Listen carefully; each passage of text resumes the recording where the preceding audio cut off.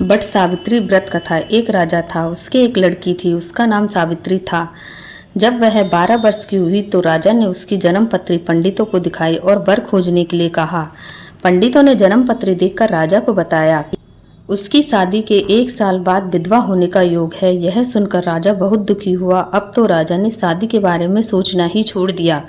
जब सावित्री 18 वर्ष की हुई तब वह एक दिन अपनी सखी सहेलियों के साथ वन में भ्रमण करने के लिए गई तो उसने एक सुंदर युवक को लकड़ी काटते हुए देखा। उसने उससे शादी करने का फैसला किया। सत्यवान के पिता एक राजा थे, किंतु उसका राज्य दुश्मनों ने छीन लिया था और अब वे जंगल में झोपड़ी बनाकर रहते थे। राजा ने सावित्री की इच्छा अनुसार उसकी शादी सत्यवान से कर दी। सावित्री अपने अंधे सास ससुर की बहुत सेवा करती थी। वह बचपन से शिवजी की पूजा किया करती थी। उसे अपने भविष्य के बारे में मालूम था। शादी के बाद अपना बचा हुआ समय वह शिवजी के ओम नमः शिवाय का जाप करने में बिताने लगी और आने वाले संकट से बचाने की प्रार्थना करने लगी। शिवजी ने उसे स्वप्न में वट वृक्ष की पूजा करने को कहा। सावित्री ने बड़ की पूजा भी आरंभ कर दी। जब शादी का 1 साल पूरा होने में 3 दिन शेष रहे तब उसने खाना पीना भी छोड़ दिया। जेठ की अमावस्या को सत्यवान जब लकड़ी काटने के लिए जंगल को जाने लगा तब हट करके सावित्री भी उसके साथ हो गई। लकड़ी काटते काटते सत्यवान के सिर में दर्द होने लगा। सावित्री ने उसे कहा वह कुछ देर आराम कर लेवे। वह सावित्री की गोद में सिर रखकर लेट गया। उसे नींद आ गई और नींद में ही उसकी मृत्यु हो गई। जब यमराज सत्यवान की आत्मा को लेने जाने लगे तब व्रत के प्रभाव से वे उसे दिखाई देने लगे। वह उनके पीछे पीछे चल पड़ी।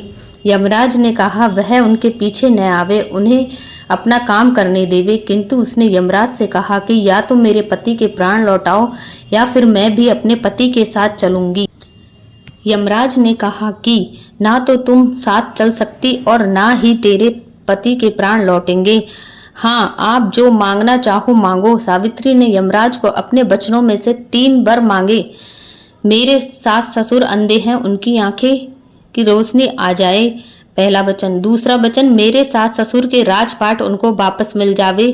तीसरा, मेरे कोई पुत्र नहीं है सो मेरे को पुत्र की प्राप्ति हो। वचनों से बंधे यमराज ने कहा कि ऐसा ही होगा और सत्यवान को लेकर चलने लगे। सावित्री फिर यमराज के पीछे पीछे चलने लगी तो यमराज ने पूछा अब तुम मेरे पीछे पीछे क्यों आ रही हो।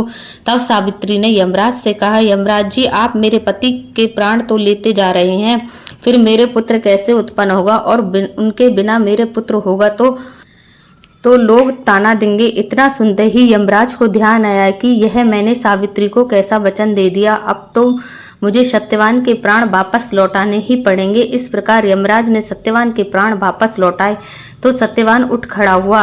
अब सावित्री ने बाजे गाजे के साथ सहेलियों के साथ मिलकर बट वृक्ष की पूजा करी और बट के पत्तों से गहने बनाकर पहने तो वे हीरे मोती के हो गए। बट पूजा का पानी सास ससुर की आंखों में लगाया तो सास ससुर की आंखें ठीक हो गई और राज भी वापस मिल गया। तभी से बट वृक्ष का पूजा करने जाने लगा। हे बड़ देवता, जैसा सावित्री का सुहाग दिया, अन्न धन दिया, वैसा सबको देना। सावित्री ने 3 दिन का उपवास किया। वैसे ही औरतें व्रती रात करती रहें। कहानी कहने वाले, सुनने वाले, हुंकार भरने वाले सबको देना। इसको सुनने के